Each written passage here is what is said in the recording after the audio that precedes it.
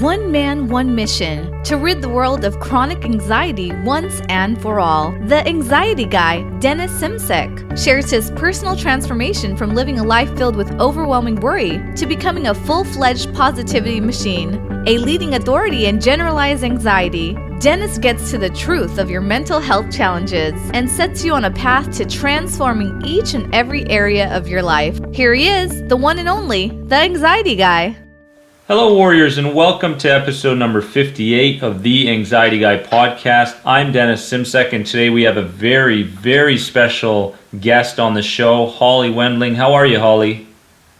I'm doing great, Dennis. How are you? Excellent. Thank you so much for being a part of this podcast. And today we're talking about your journey. We're talking about your inspirational story. We're talking about how you got from living a stale and doubtful and challenging and anxious 47 years of life, and then going through that in just a matter of a month and a half and kind of transforming you. So guys, today's a very special episode. I love getting guests like this every once in a while so that Holly and others can share their own stories, their advice, and give you the green light to do the same in your life. So Holly, again, thank you. Oh, you're very welcome, Dennis. Thanks for having me. Holly, really quickly, just tell us a little bit about your past, your 47 years on planet Earth, and any kind of, where did your belief systems come from? What challenges did you have growing up? Why don't you share that to start? My 47 years of my life, I guess I would have to say, starting as a little kid, that I was shy a lot growing up. Kind of had those tendencies of being shy. As I got older, I guess I probably got over that. But I grew up in a small town, and I think I just felt like living in a small town, you feel judged a lot. You're under the microscope growing up.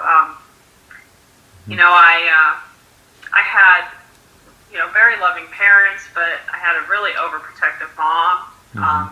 There's always had fears and doubts, and there were times I know she was supportive of things I did, but she just had a lot of fears all the time, and I think I picked up a lot of those patterns just from her, I think that some of my biggest challenges I faced growing up would be just upholding a certain standard of myself. I always felt like I was being judged, had to be perfect by my peers, and just the people around that I grew up with in the small town I grew up in. Totally. And would you say that your mom's and other people's belief systems became your belief systems? And that was a big part of you growing up, where some of the behaviors that you were doing were in fact your mom's behaviors, and your thoughts, the way you thought, maybe came from your parents or your friends or anything like that? Yeah, I do. Yeah, Huge I said, influence. I don't think I had a bad life growing up or anything like that. It's just that, you pick up those things from your parents. They probably picked those things up from their parents, and I think that it's just, they did the best that they could, that they thought they were doing for us kids growing up, and but yeah, I do. I definitely feel like I picked up a lot of those types of fears and beliefs. But for 47 years, you didn't recognize that. No, Okay. I didn't. I just think I thought it was natural. It's just natural. It's just who I was. Didn't realize really where these things came from, where all these fears and beliefs come from growing up. And would you say that, with people that you know in your life, maybe some friends and people that you've connected with through Facebook, and they've asked you some questions and such, would you say that they're in the same stage, kind of in a world where they don't realize where those patterns are coming from? They don't recognize those things. They're almost living in a world of, I don't want to be rude in a way, but mindless living, right? And not really consciously living, like where, do I in fact understand that there's a structure or pattern behind everything that I'm doing? And it's almost like we live in a zombie state, kind of reacting to everything. So would you see the same in other people? Oh yeah, I do. Now that I'm aware of it, and I've had a couple of people reach out to me, and just visiting with them, and yeah, I believe that we all do. We all picked up all these things growing up. Just like I said, certain experiences you had growing up. I think you're definitely. Well, I know you're definitely right about this. From the ages of 0 to 7 years old, you pick up all these beliefs and these habits. Totally. And share with the listeners what you tried. What things did not work for you? And maybe it was some therapy sessions. Maybe the therapist couldn't relate to your story. Maybe it was some other techniques. What did you try to kind of overcome this as soon as you recognized there was a problem? I'd have to say probably what really pretty much turned my life around, I guess, to where I realized I was really having anxiety bad in my life was I had a surgery. And I just think that just so many things come out after an event like that. My body maybe perceived it as a trauma, but I really started seeking help after that. So it's probably been about 10 months ago. I started that route. I went to traditional therapists who all just really had minimal things to give me. They didn't have the right tools to give me. They want to talk basically about your past. They want to go back into your past. And I really didn't get anything out of it. I'd leave there and I'd maybe feel good for about an hour, think, okay, I talked about these things. I think I maybe got a little bit of positive about it, but I'd end up just being back to square one. Right. And I just don't believe traditional talk therapy is what it doesn't help. Someone who's deeply sensitized, someone who's gone through those traumas in their lives, it can be difficult, right? So yes, absolutely. That is something that I get a lot, and people say I've been doing therapy for years, and I believe now that after you suffering and going through a stale life for 47 years, and then working together for a month and a half, you're now at the maintenance stage. There's a number of techniques, skill sets that you adapted in your life, a new mindset, a new approach to your anxiety. You started to take your past experiences and use those things to fuel your future life. Now, for the listeners out there, I would like just a couple pieces of advice. What is your best advice for people to start changing everything? Maybe there was a skill set, maybe there was a new approach. What were some of the things that really worked for you, your best stuff? The best stuff? Well, the best advice that basically from doing your program was doing the catch, challenge, and replace. Talking to Daffy Duck. And also going back and reframing and going back to these experiences, these things that I had bad experiences with or fears that I felt, and reframing those experiences and turning them into a positive experience. Right. So instead of looking at as something that was a very difficult time in your life, maybe there was a trauma, maybe in my life, Dad was abusive physically, emotionally, and instead of going, those days were dark days, I used that as fuel for the future. I understood that that was the best through the information that he had at that time. That's the way he showed his love. So again, like we said, being mindful. And Holly's talking about catch, challenge, replace, which means that she always had an elastic band around her wrist. And every time she felt like she was ruminating over thoughts or beliefs, she would snap the elastic band and therefore breaking a pattern.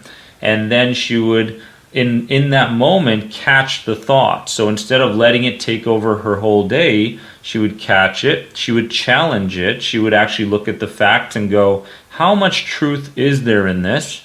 And then she would replace it with a more empowering thought that soon became a belief. So I love that. I love the idea of being conscious and snapping your elastic bands, reframing your experiences.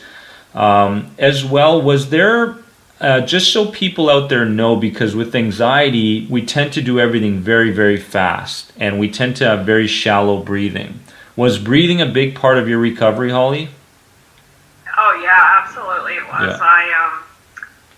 I always do 4x4s.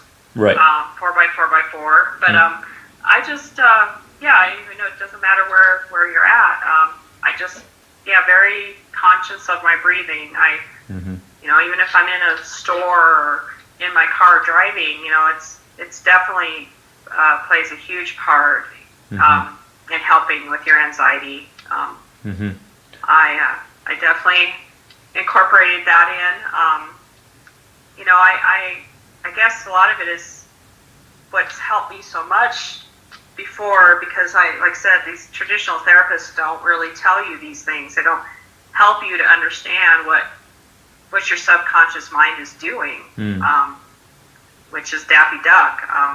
All those false fears and beliefs that you're inside, that your subconscious brain. I know one thing, just make imagination a priority. Really feel the pain and the memory or the fear, and reframing it. Get in touch with it. Create the visual. I become so mindful now that I never knew what it would meant to be mindful. I am a work in progress. I still am working on becoming a better version of myself, even more so. But all this taught me to step up, break those bad patterns, and it's been amazing how far I've come in just a month and a half. I love it. I mean, this transformation is something that will in fact inspire so many people and give them the green light that they can in fact do the same in their lives. And I know that you're going to inspire so many people, and I know you're going to be writing a book and using this journey to in fact help others, because I feel like that is the best way to kind of mold ourselves into a thought leader. So with all this information, all this experience now, I know you're going to write a book and help other people.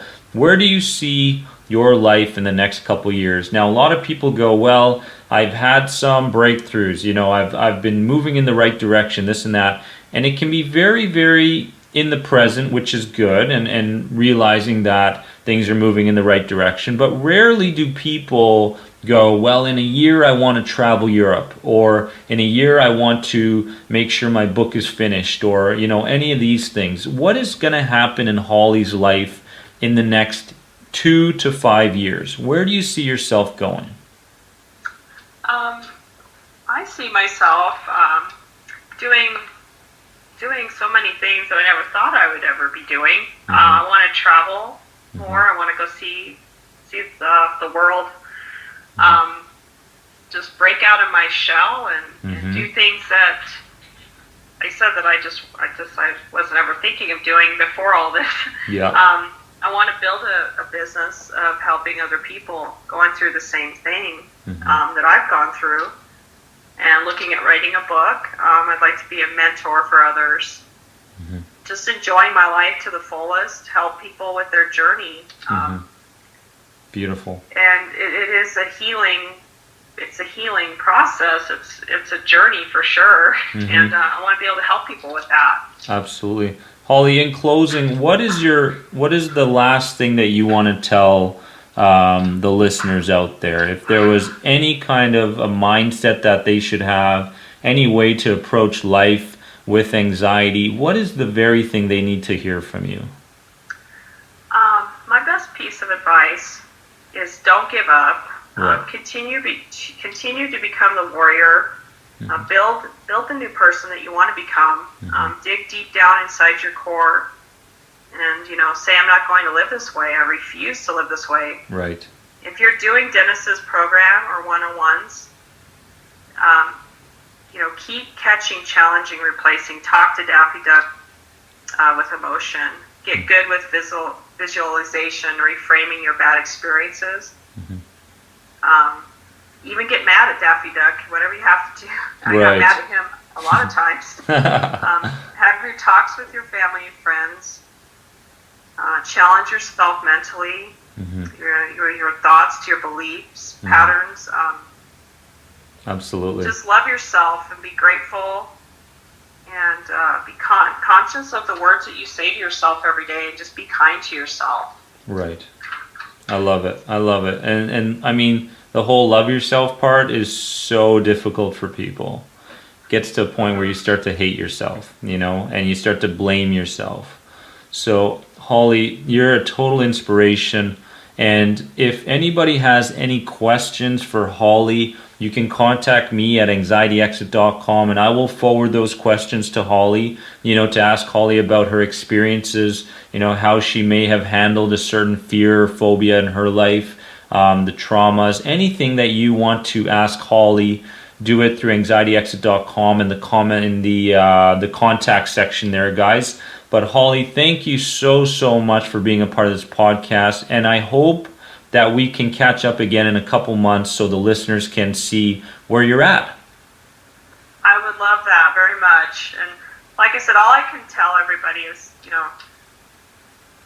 do your program. It has changed my life. Just think complete warrior. I mean, I'm a warrior every single day. I wake up in the morning, and that's the first thing I say to myself. I'm a warrior. I love it. And believe in yourself. I love it, Holly. Thank you so much, guys. That closes out this episode. Again, questions, anxietyexit.com. Join the Facebook page. Holly and myself are there on a daily basis, sharing our thoughts, sharing our posts and such. So we'll get in contact very soon. Thank you again, Holly. You are an inspiration. Looking forward to Holly the Healer in the future. Oh, thank you, Dennis. I'm excited. I can't wait for my journey, and can't wait to talk to you again. Totally. Love you, Holly. Thank you, guys. I love you too. Bye-bye. Bye-bye. Thanks for being an important part of the Anxiety Guy podcast community. If you enjoyed this podcast, please leave a positive rate and review. If you're searching for further support on your road to recovery from anxiety, head over to anxietyexit.com and take part in the powerful End the Anxiety program based around the CBT model. If you're searching for a more one-on-one approach, you can sign up now for personal coaching sessions with Dennis via Skype. Remember, you are more than anxiety. See you in the next episode.